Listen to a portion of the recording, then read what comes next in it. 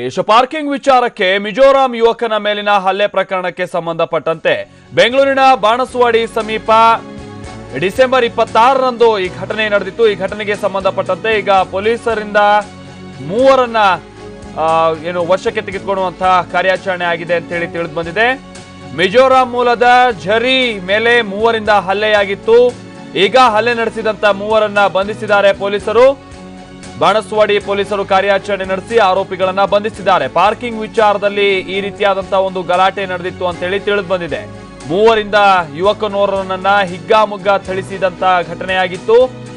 ಹಾಗೆ ಒಂದು ಹಂತದಲ್ಲಿ ಈ ಘಟನೆ ಜೊತೆಗೆ ಗಾಯಗೊಂಡಿದ್ದಂತ ಯುವಕ ಇದನ್ನೆಲ್ಲ ನೋಡಿದಂತಹ ಸಂದರ್ಭದಲ್ಲಿ ಇದು ಬೇರೆ ಏನೋ ಅನಾಹುತ ಆಗಿದೆ ಅನ್ನುವಂತ ಅಥವಾ ಅಪಘಾತ ಆಗಿದೆ ಅನ್ನುವಂತ ನಿರ್ಧಾರಕ್ಕೂ ಕೂಡ ಪೊಲೀಸರು ಬಂದಿದ್ರು। ಆದ್ರೆ ಇದು ಮೂವರು ಹಿಡಿದು ಈ ರೀತಿ ಥಳಿಸಿರುವಂತದ್ದು ಅಂತೇಳಿ ಆ ನಂತರದಲ್ಲಿ ಪೊಲೀಸರಿಗೆ ತಿಳಿದು ಬಂದಿತ್ತು। ಹೇಗೆ ತಿಳಿದು ಬಂದಿತ್ತು ಅನ್ನುವಂಥದ್ದನ್ನೇ ನೋಡೋದಾದ್ರೆ ಹಿಗ್ಗಾಮುಗ್ಗಾ ಥಳಿಸಿದ್ದಂತಹ ಆ ದೃಶ್ಯವನ್ನ ಸೆರೆ ಹಿಡಿದಂತ ಜನರು ಮೊಬೈಲ್ ನಲ್ಲಿ ವಿಡಿಯೋ ಚಿತ್ರೀಕರಣ ಮಾಡಿದ್ರು। ಹಾಗೆ ಈಶಾನ್ಯ ಭಾರತ ವಿದ್ಯಾರ್ಥಿಗಳ ಒಕ್ಕೂಟದ ಮುಖ್ಯಸ್ಥೆ ಆಗಿರುವಂತಹ ರಿನಿ ಅನ್ನುವಂತಹ ವ್ಯಕ್ತಿಗೆ ಇದನ್ನ ಕಳಿಸಿದ್ರು। ಇವರು ಈಶಾನ್ಯ ಭಾರತ ವಿದ್ಯಾರ್ಥಿಗಳ ಒಕ್ಕೂಟದ ಮುಖ್ಯಸ್ಥೆ ರಿನಿ। ಸೊ ಇನ್ಸ್ಪೆಕ್ಟರ್ಗೆ ಮೊಬೈಲ್ ವಿಡಿಯೋವನ್ನ ಆ ನಂತರದಲ್ಲಿ ರಿನಿ ಅವರು ಕಳಿಸಿದ್ರು, ರಿನಿ ರಾಳ್ವೆ। ಸೊ ಬಾಣಸವಾಡಿ ಠಾಣೆಯ ಇನ್ಸ್ಪೆಕ್ಟರ್ ಮೊಬೈಲ್ಗೆ ಇದನ್ನ ಕಳಿಸಿದ್ರು ವಿಡಿಯೋವನ್ನ। ಆ ವಿಡಿಯೋ ಆಧಾರದ ಮೇಲೆ ದೂರು ದಾಖಲಿಸಿಕೊಂಡು ತನಿಖೆ ನಡೆಸೋದಕ್ಕೆ ಆಗ್ರಹಿಸಿದ್ದರು। ಸೊ ದೂರಿನ ಅನ್ವಯ ತನಿಖೆ ನಡೆಸಿ ಮೂವರನ್ನ ಈಗ ಪೊಲೀಸರು ಬಂಧಿಸಿದ್ದಾರೆ। ಬಾಣಸವಾಡಿ ಪೊಲೀಸ್ ಠಾಣೆಯಲ್ಲಿ ಇದಕ್ಕೆ ಸಂಬಂಧಪಟ್ಟಂತೆ ಮೊಕದ್ದಮೆ ದಾಖಲಾಗಿತ್ತು। ಈ ಮುಖಾಂತರವಾಗಿ ಮಿಜೋರಾಂ ಯುವಕನ ಮೇಲಿನ ಹಲ್ಲೆ ಪ್ರಕರಣಕ್ಕೆ ಸಂಬಂಧಪಟ್ಟಂತೆ ಪೊಲೀಸರು ಕಾರ್ಯಾಚರಣೆಯಲ್ಲಿ ಒಂದಷ್ಟು ಪ್ರಗತಿಯನ್ನ ಕಂಡಿದ್ದಾರೆ। ಯಾಕಂತಂದ್ರೆ ಹಲ್ಲೆ ನಡೆಸಿದಂತ ಮೂವರನ್ನು ಈಗ ಬಂಧಿಸಿದ್ದಾರೆ ಅಂತ ಹೇಳಿ ತಿಳಿದು ಬಂದಿದೆ। ಸ್ಥಳೀಯರು ಈ ರೀತಿಯಾಗಿ ಮಿಜೋರಾಂ ಮೂಲದ ಯುವಕನಿಗೆ ಹೊಡಿತಾ ಇದ್ದದನ್ನ ಮೊಬೈಲ್ ನಲ್ಲಿ ಸೆರೆ ಹಿಡಿದಿದ್ರು। ಇದೆಲ್ಲವೂ ಕೂಡ ಪಾರ್ಕಿಂಗ್ ವಿಚಾರಕ್ಕೆ ನಡೆದಿದ್ದಂತ ಗಲಾಟೆ ಅಂತೇಳಿ ತಿಳಿದು ಬಂದಿತ್ತು।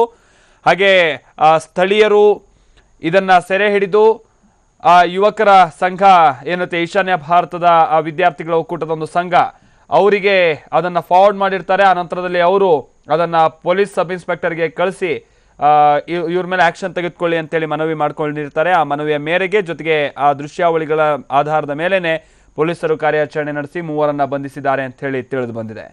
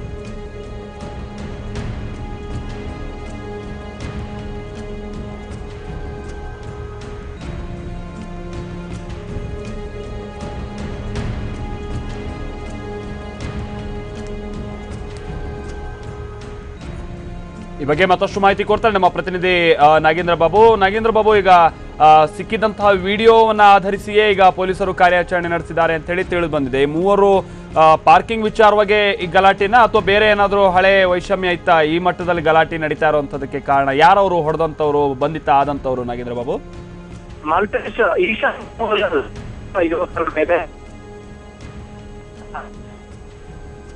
ಓಕೆ, ಮತ್ತೆ ಸಂಪರ್ಕಿಸ್ತೀನಿ ನಾಗೇಂದ್ರ ಬಾಬು ನಿಮ್ಮನ್ನ। ಸೊ ಇದು ನಡೆದಂತಹ ಘಟನೆ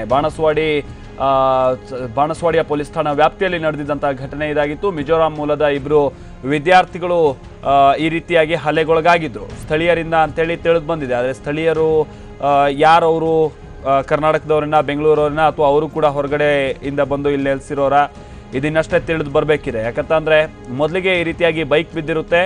ಸೊ ಹೊರಗೆ ಬಂದಂತಹ ಇಬ್ರು ವಿದ್ಯಾರ್ಥಿಗಳು ಯಾರು ನಮ್ಮ ಬೈಕ್ ದುಡಿದ್ದು ಅಂತ ಹೇಳಿ ಪ್ರಶ್ನಿಸೋದಕ್ಕೆ ಮುಂದಾಗ್ತಾರೆ। ಆಗ ಅವರ ಬಿಲ್ಡಿಂಗ್ನ ಮುಂದ್ಗಡೆ ಇದ್ದಂತಹ ಮತ್ತೊಂದು ಕಟ್ಟಡದಲ್ಲಿ ಪ್ರಶ್ನಿಸ್ತಾ ಇದ್ದಂತಹ ಸಂದರ್ಭದಲ್ಲಿ ಕೆಲವರು ಬಂದು ಪ್ರಶ್ನಿಸ್ತಾ ಇದ್ದಂತೆ ಹಿಗ್ಗಾಮುಗ್ಗಾ ಹೊಡೆಯೋದಕ್ಕೆ ಶುರು ಮಾಡ್ತಾರೆ। ಇದೆಲ್ಲವನ್ನೂ ಕೂಡ ಸ್ಥಳೀಯರು ತಮ್ಮ ಮೊಬೈಲ್ನಲ್ಲಿ ಕ್ಯಾಪ್ಚರ್ ಮಾಡಿ ಇಟ್ಕೊಂಡಿರ್ತಾರೆ। ಆ ನಂತರದಲ್ಲಿ ಈಶಾನ್ಯ ಭಾರತ ವಿದ್ಯಾರ್ಥಿಗಳ ಒಕ್ಕೂಟದ ಮುಖ್ಯಸ್ಥೆ ರಿನಿ ಅನ್ನೋವರಿಗೆ ಈ ವಿಡಿಯೋವನ್ನ ಕಳಿಸಿರ್ತಾರೆ। ಅವರು ಬಾಣಸವಾಡಿ ಇನ್ಸ್ಪೆಕ್ಟರ್ಗೆ ಕಳಿಸಿ ಈ ವಿಡಿಯೋ ಆಧಾರದ ಮೇಲೆ ಕ್ರಮ ಕೈಗೊಳ್ಳಿ ಅಂತ ಕೇಳ್ಕೊಂಡಿದ್ರಂತೆ.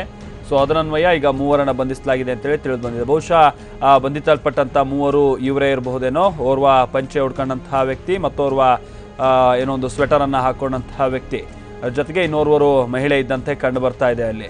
ಹಾಗೆ ಏನು ಕಾರಣ ಅನ್ನುವಂಥದ್ದನ್ನೇ ನೋಡ್ತಾ ಹೋದರೆ ಪಾರ್ಕಿಂಗ್ ವಿಚಾರಕ್ಕೆ ನಡೆದಂಥ ಗಲಾಟೆನೇ ಇದಕ್ಕೆ ಕಾರಣ ಅಂತೇಳಿ ತಿಳಿದು ಬಂದಿದೆ.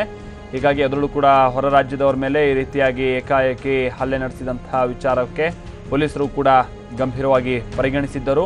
ಆದರೆ ಹಲ್ಲೆ ನಡೆಸೋದಕ್ಕೆ ಏನು ಕಾರಣ ಆಯಿತು, ಅವ್ರದ್ದು ಏನಾದರೂ ತಪ್ಪಿತ್ತಾ, ಜೊತೆಗೆ ಈ ಮಟ್ಟಿಗೆ ಕೋಪಗೊಳ್ಳೋದಕ್ಕೆ ಕೇವಲ ಪಾರ್ಕಿಂಗ್ ವಿಚಾರ ಮಾತ್ರ ಕಾರಣನ, ಬೇರೆ ಏನಾದರೂ ಎಡವಟ್ಟು ಮಾಡ್ಕೊಂಡಿದ್ರ ಈ ಮಿಜೋರಾಂ ಮೂಲದ ಹುಡುಗರು? ಇದಕ್ಕೆ ಸಂಬಂಧಪಟ್ಟಂತೆ ಪೊಲೀಸರು ತನಿಖಾ ಸಂದರ್ಭದಲ್ಲಿ ಮಾಹಿತಿ ಲಭ್ಯ ಆಗಬೇಕಿದೆ.